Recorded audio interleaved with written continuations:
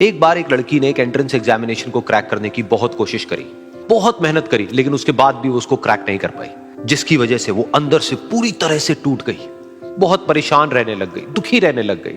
उसके पिता से अपनी बेटी की यह हालत देखी नहीं गई। फिर उन्होंने एक दिन अपनी बेटी को बुलाया और उन्होंने अपनी बेटी को कहा कि तुम मेरे साथ एक बार किचन में चलो, मुझे तुम्हें कुछ दिखाना है। किचन में पहले से ही उन्होंने गैस स्टोव के ऊपर 3 बोल रखे हुए थे।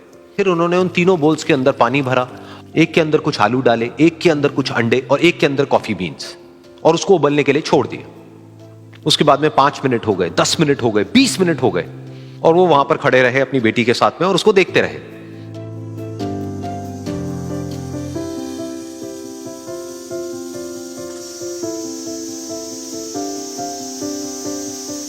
तो बेटी अंदर से थोड़ी सी इरिटेट होने लग गई, कहती है क्या कर रहे हो आप? तो उसके पिता ने कहा कि सिर्फ 1 मिनट और रुको, तुमको सब समझ आ जाएगा। फिर उसके बाद में एक एक करके उन्होंने गैस स्टोव को बंद किया और जो पहला बोल था उसमें से आलू निकाले और निकाल करके एक प्लेट पे रख दिए। दूसरे बोल में से उन्होंने वो अंडे निकाले और निकाल करके एक और प्लेट में रख दिए, और तीसरे बोल में से जो कॉफी थी उसको छान करके एक कप के अंदर भर दिया और वो वहीं सामने स्लैब पे रख दिया और अपनी बेटी से पूछा कि तुम्हें क्या दिख रहा है? तो उनकी बेटी को थोड़ा सा गुस्सा आ गया। उसने कहा कि इसमें देखना क्या है, एक में आलू है, एक में अंडे हैं और एक में कॉफी है। तो उसके पिता ने कहा कि एक बार इनको छू करके देखो, शायद तुम्हें कुछ समझ आए। तो उसने सबसे पहले आलूओं को छुआ, तो जब उसको छुआ और थोड़ा सा दबाया तो वो बिल्कुल सॉफ्ट हो चुके थे। तो उसके बाद में उसके पिता ने उन अंडों को तोड़ा तो वो हार्ड थे।